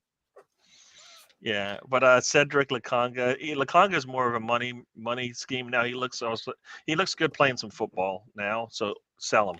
Tavage, I don't know how that's working out for him. Chenko, I think we need to move away from that. Partey availability, Tomiyasu availability, Vieira not the answer. I mean I would have liked Partey to. I think Partey for me the issue with him is right back. That was the initial issue for me. You take that away. To be fair to Stan, I should have actually read the end of the sentence instead of just seeing William at the start. Yeah. I think we were all guilty of that though. For me, a reason why, maybe, but Cedric, we've had many people since William. They're all still at the club, though, aren't they? Yeah, William is not, so that's kind of where it's a little weird. Yeah, it's a little weird. Okay. Marquinhos, same thing, not working out. Jesus, I think Jesus, the only way you're letting Jesus go is if you have, for me, Osman coming in. Mm-hmm. For me, that's like the only way I would see that making the only chance of that making sense to me. Straight swap. Huh? Straight swap, no cash. You have Jesus who have the best strike in Europe. No, I just think that would be like I don't think we can make that move without Osman being the reason why. Because Jesus does what Arteta wants at this point. He just needs help around him. That's the problem. So maybe you get better wings. You know, if that's the so. Marquinhos for me is. I don't know why he's saying that at work because obviously you've got to remember he was he's a kid still. He was a kid when we bought him. Yeah. £3 million too. £3 million, and he's a kid. He need the whole point of the two loans he's had, and I think one's abroad at the moment. Is to get him some game time, get him some senior experience, so he does get when we do give him the chance at Arsenal. Hopefully, right back. He's not going to feel a duck out of water, basically. I just think it was. I think it was a. We're barely getting the players that we need to have a solid squad. Yeah. Bringing him in just adds to like complexities as to what do we do because we can't play him. He's not ready. So for me, I want 15 to 16 players that are legitimately going to play for this squad and can start for this squad. But if Marquinhos can stay healthy, that makes him a more valuable person than Tomiyasu and Partey. Because that's the problem right now. No, not at this point. Because if you get 50% out of Partey and Tomiyasu, you're going to play them. If you get 100% out of Marquinhos, you're not going to play them. but he's available. That's the problem right now. It doesn't matter who's available. Reese Nelson's been available. Have you seen him play? The problem is that we've got a player in that position, in both positions, in the left and right hand side, that are suddenly undroppable by Arteta. Because we've got a Reese Nelson, we've got Smith Rowe coming back now. We've got a Marquinhos we could bring back at any point, that plays down them wings. But they know that Arteta's not dropping Saka or Martinelli anytime soon, especially Saka. So that's another problem that Arteta's one of many problems this season that he's caused. The thing about it is, like with Tomiyasu, I mean, it has worked out.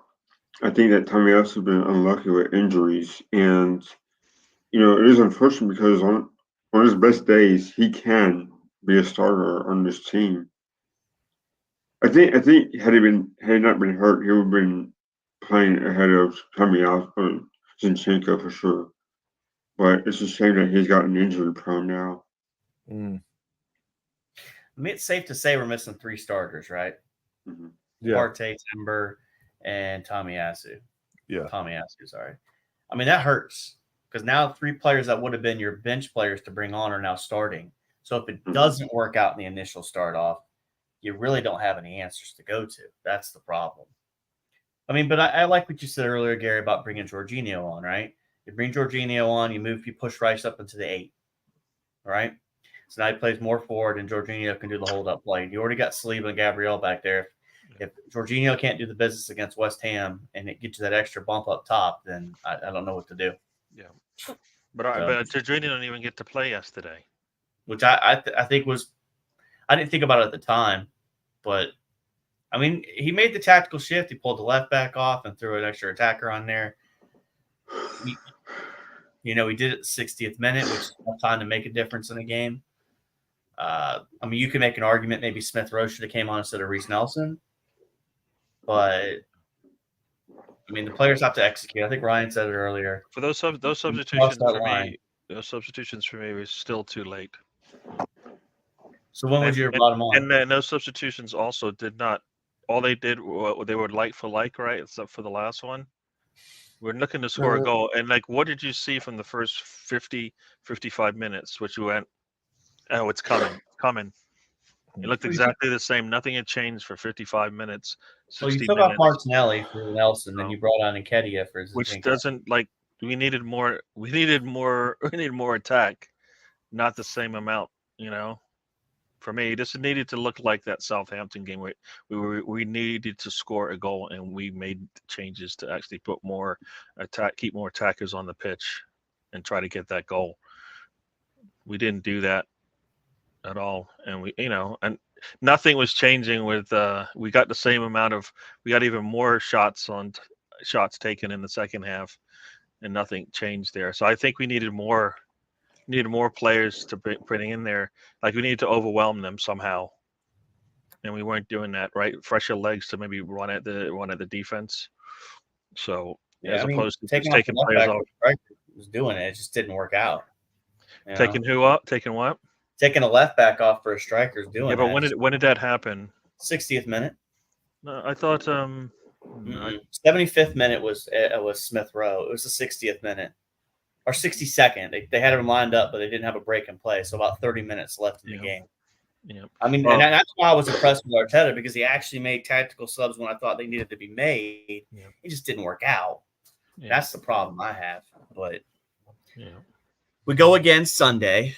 Hopefully we smash them, and we get a little break from the league. We go to what? We got Liverpool. We've got Liverpool in the FA Cup following weekend. Yeah.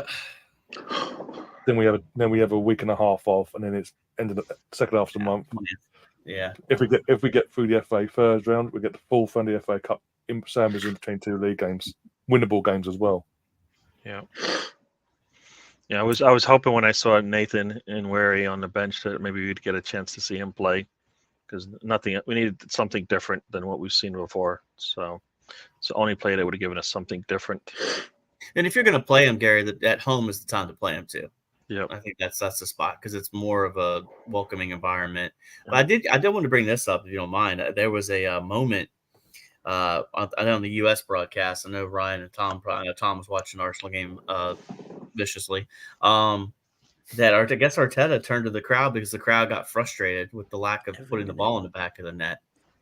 I mean, I think it was about the 70th minute where I guess Arteta had looked over to I'm assuming it's the North Bank, and upset that we were the fans were not happy they weren't putting the ball in the back of the net. Should be upset at the players, not the fans. Yeah. But again, that's a commentator's perspective of it, and I didn't actually see it, so it's all hearsay, honestly. Arteta keeps saying that we're not clinical, and I'm not seeing anything that's changing. Yeah. You know what I mean? Like it doesn't matter if you get one opportunity or 100. They need to look the same. The team, the players need to, as I said earlier, toothless. I mean, those shots they're not threatening the goal, right? They're not threatening the goal. The goalkeeper's not concerned about the shot coming in. I mean, that's where I think that's where we need to be better. And that's why I said that's all about coaching. I think the style of play is there. I think we need better coaching. Those players need to be much better. So how do you coach them to take better shots? For me, you need to be prepared. I think it's all about footwork. These players are never prepared to take a shot. They always think the ball's they have time to sit on the ball and make a touch and then shoot it. It's got to be one time. Like this is to me, like because I played the sport a lot, basketball. They tell you need to have your feet in a certain position when you receive the ball, so you can make multiple different moves at once. Either you're gonna, a defensive move, an offensive move, or pass, whatever. All those things are ready to go. A lot of times we're flat-footed. You see it. We're flat-footed. The ball comes to them. Now they have to get the ball from out from underneath their feet to do whatever they need to do, as opposed to being prepared as they come into the box that, look, the ball's coming at me. Maybe I hit this one time. I said all day. First time, one-time shots are killing the sport for me, because we take an extra touch. The defense looks really good now. You take that shot the first time. You saw what happened in the City game, right? Foden takes that shot, right? Doesn't wait for anybody to come to him. Boom, boom, gone. Yep. Right? That's what it needs to look like when a team is sitting inside that box and you haven't been able to penetrate the box there. You need to take it. You need to not give the defense an opportunity to maneuver into positions to block it. And that's definitely a problem. I think the other problem is absolutely the guys don't move into open space. So, and what I mean by that is, like, if Saka's taking a double team, there's somebody open, and that person has to realize that the position that was marking him is no longer marking him. I need to move to the space. Yeah. So, is coaching? I don't know, man, because I know Ryan mentioned it earlier about how we've got defensively more sound, but it seems like it's kind of lacked off in the last couple of weeks too, though. But also a big shout out to David Raya for stopping a penalty. That was, I mean, I know it's a minute point, but yeah, good. I mean, that was the only bright spot from yesterday. Yeah, I'm just trying to find. No. You found a little bit of light in the dark tunnel there. But I just want to add as well. I'm in one of my Twitter group chats, and someone I'll say off air, but someone we both know has been reliably informed that Crystal Palace have inquired about Eddie Nketiah, and as it stands, we've rejected their offer. Whatever that offer is, we've told them where to stick it. So it's either where we don't want to sell him, or we want more money for him. Either one or two. I can get why you'd sell him. I can get why you wouldn't sell him. Yeah. No, you can't, because you know absolutely nothing about anything. He is not right for our team, Mr. Tom. I'm sorry. You can have him. I know that you like Stephen Hawkins a disproportionate amount. This is very. I am so sorry. I've offered Eddie to Tom, and he said no, don't want him. Yeah, Mr. Tom talks like he's a lover of Mr. Eddie Nketiah, but the man was like, no, nowhere near my team. I'm a lover of the 6 goals he scored for Leeds. I want to love him, but it makes it so hard because he's so inconsistent. I'll take Elise or Eze. They can have Nketiah. Give me one of those two, and I'll move on. Eze, yeah. Especially Elise, yeah. No, I just think it should be like, we need Tony. Here's Nketiah. Here's 30 to 50 mil. Give me Tony. Let's move on out of here. That's what it should be. And it may happen. I mean, I know. That to me is that thing should have already happened. Is what I mean. Like he should be coming in day one so he can practice and be ready by the end of January to play. That's what I think should happen. If we're going to make a move, that's the easiest move to make and the one that will give us some answers, hopefully immediately once we get him on the pitch. Yep, him or Solanke. Solanke, I don't think. I mean, I'll go. I want. Sorry, Alonzo. I just felt like that's just a purple patch right now until we see it again. No, but for me, I felt like Tony did this coming into the league, right? You know what he was doing. Like when he first came into league, we were all looking at him going, I know it on any of the shows we were on when Brentford first came into league. It's like that would be a striker to put on your team, right? Scoring 20 plus goals, whatever it was at that point in the championship. Even if it's a drop off for us, if it's a drop off and it drops to 10, guess what? That's more than what we're getting now. So for me, I don't care where he's coming from because a drop off from wherever you're coming from to 10 is better than what we're getting now from our striker position. So for me, it was an easy one. It's got to be someone within the league. That's where I would, if you're gonna buy someone, don't buy anybody from Spain, don't buy anybody from France. Find someone that's already Premier League proven. And the problem with Brentford is they're in 14th place right now. I think Mbunu is out. So that kind of hurts where their goals are potentially come from. So they may be kind of scared to make a move in January. They're not going to sell him in January. Yeah, it just seems like they're too close to the drop zone to make that decision. But I mean, again, you say they're not going to sell him in January, but if a crazy offer comes in, but again, I couldn't see Arsenal dropping $80 million for a guy that just got busted for gambling. It seems like a hell of a risk. So that's why for me, Solanke would be the choice, but we shall see. So my coworker is also an Arsenal fan, and we were talking about Solanke yesterday. And I see things differently, right? Solanke's on 11 goals right now, and when he goes bad, but he sees him as a backup striker for this current Arsenal team. Solanke can do the job, in my opinion. And like you said, Spencer, he's 26 years old. I wouldn't mind Solanke coming to Arsenal, to be honest with you, either. So I'm not opposed to that idea. Yeah, Mr. Tom. And he does have height too. So what we need. No, I'm massively opposed to it. I don't think you should buy any striker in January because it would just be a lot funnier. Oh, thanks.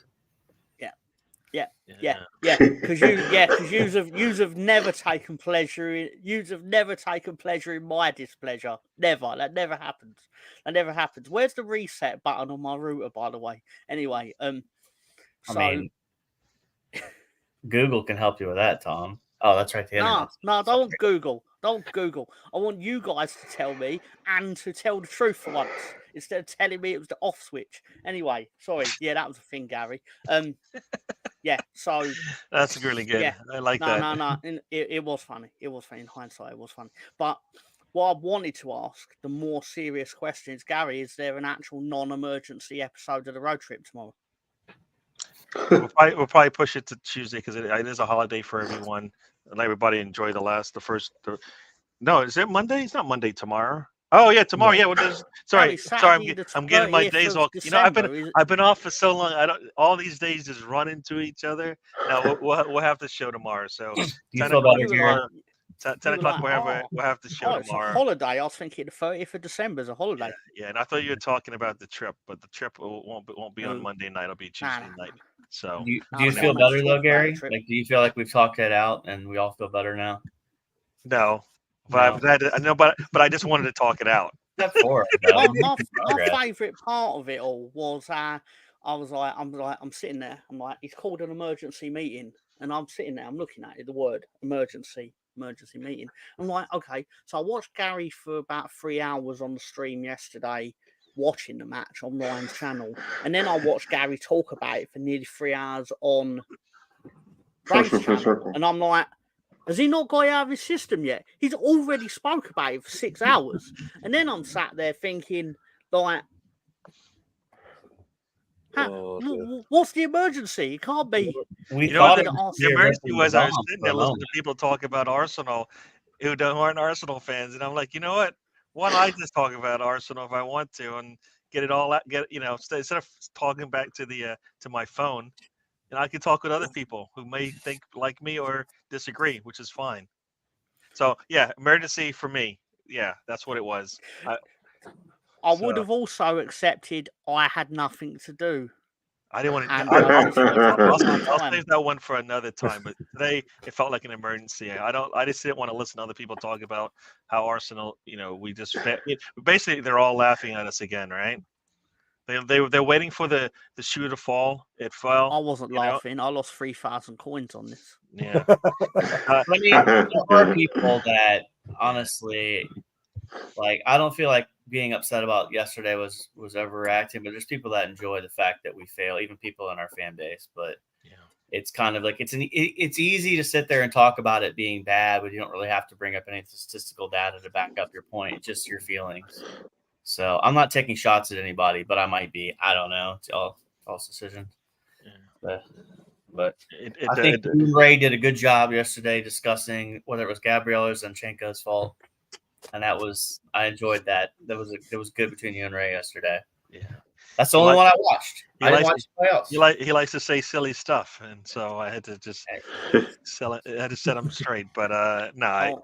Also, in Ray's upset pit game, I made my selection about 18 seconds after he put the fixtures up, and I'm inviting everyone to guess what I picked. Luton Town. What a shock. Who's Luton Town playing? Because I don't even know. It doesn't matter. Tom's already said he's going to pick Luton until it happens. Oh, all right. It happened last week. They beat Newcastle. That's true. Now Newcastle needs to perform a miracle. So, Also, has Arsenal released any more shirts since we've been on stream? Just curious. That's going to be in the new year. It's going to be in the new year. It's going to be in the new year. They got to wait to see how this how the Sunday game goes, and then we'll see the new shirts come out. You are due releasing your new January sales kit to take advantage of the January sales coming up, isn't it? That and the Chinese New Year, they usually sell those, and there'll be that as well. Yeah, I'm just curious. I need to set aside money next month. Yeah. All right, so we're gonna head out of here. Like I said, I wanted to have this emergency meeting. I think we got a lot of things that probably weren't even on our chest just off of it anyways. Did we answer anything? Pretty good. Maybe. Can I read out the one thing that I found? That was I found something that was second place in the Didn't Happen of the Year awards. It's a real thing. I'm going to read this. Apparently it's a Facebook post, so I'm just going to read it word for word. I don't give a fuck about the politics of it, but just tell me if you think it happened. A guy called Martin Jikes, don't message him, wrote, was just at Tesco near Lotbridge Drove and was trying to find a till to pay for my shopping. Bracket. I refuse to use a checkout, which is not being manned by a member of staff. Well, okay. Excuse me. As I walked by one till, as I was wearing my mask, a couple in their 70s shouted, "Fucking sheep," to which I replied without a pause, "Thanks both, but I don't think the whole of Tesco's wants to know about your sex life." Everyone around me started laughing and clapping in hysterics. That's classic to let you know this never happened. Started clapping in hysterics, leaving this couple stunned that I could come out with something so biting, let alone in a speedy manner. The couple were escorted out by security and I got my shopping for free. Not a bad day out. And then he's done the emoji with like the shades. Do you think that happened? Yeah. I'm going to say yeah. I have no idea. I don't know if it happened. He says it happened. All right, so Mr. Tom, tell people bye. Okay, tell people bye. Good job. Anything else? No, seriously, that just mildly amused me, so I just thought I'd share it with you all. Because I'll dig out the one that actually won the thing. They actually do betting on it as well, because there's a vote on Twitter and everything. Sorry, formerly known as X, whatever. Anyway, so I'll try and dig that out. But yeah, thank you for supporting the show, supporting Gary in his various YouTube endeavors, even when he is bored, basically. and he's too polite to say it, but I usually translate what he's really saying in English. Anyway, so yeah, thank you for that. Join us tomorrow for the trip. It's the road trip tomorrow, isn't it? I'm already on the road trip, so I'm not used to going from road trip to road trip. Anyway, Gary and his branding. So join us tomorrow for the road trip. Are you live tomorrow at the same time, Ryan? No, I won't be at the same time. I don't think so. No, I'll be finishing a half hour beforehand. Yep. No, excellent. So join Ryan if you're awake early in the day and watch me win my Cannon coins back. Or watch the Old Firm Derby, but really my Cannon coin journey is a lot more entertaining. Anyway, yeah, and you can tell it's entertaining because Spencer's doing the whole like, is he gonna fucking shut his fucking No, I had a question. Is he gonna trap his fucking face hole? Anyway, I have a pardon little my language in here though. Question.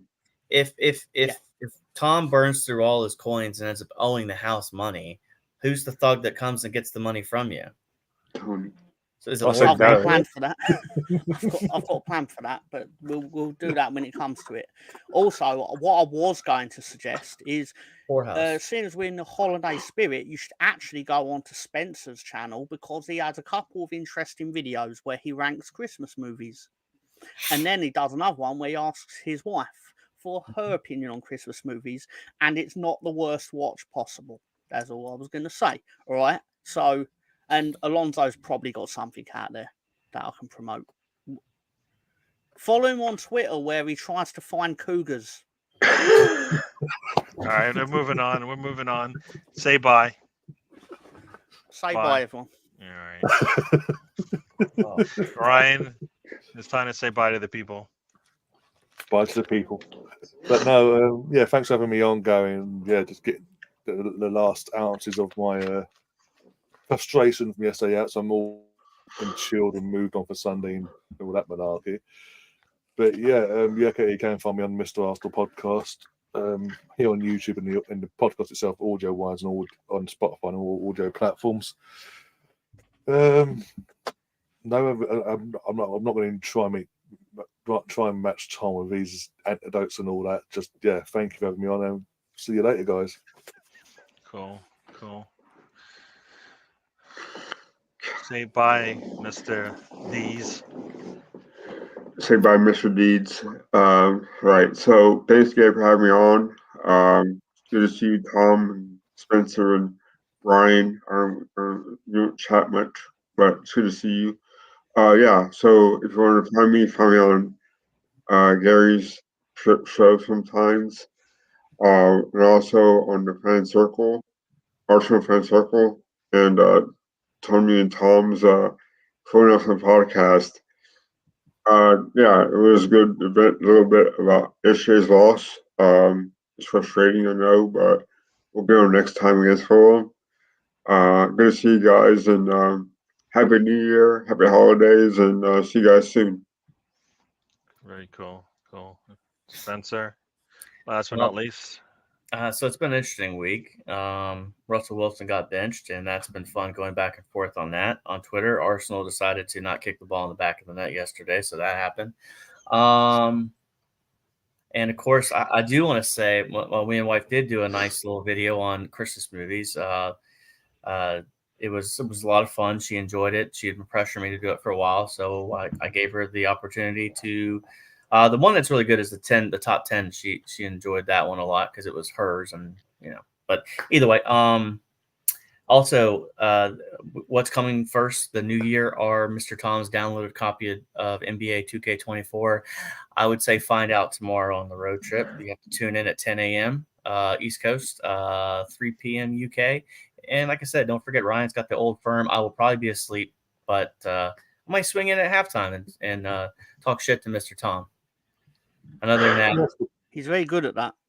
I enjoy it. It's fun. In fact, if Gary wanted to share what we talked about when he asked for the emergency meeting, people would have been like, "Oh, we definitely are paying attention then," but that's not PG. So we'll carry on and keep Tony in your thoughts. It looks like he's having another hand surgery. So other than that, I've got nothing else. And Merry Christmas and Happy Hanukkah and Happy New Year.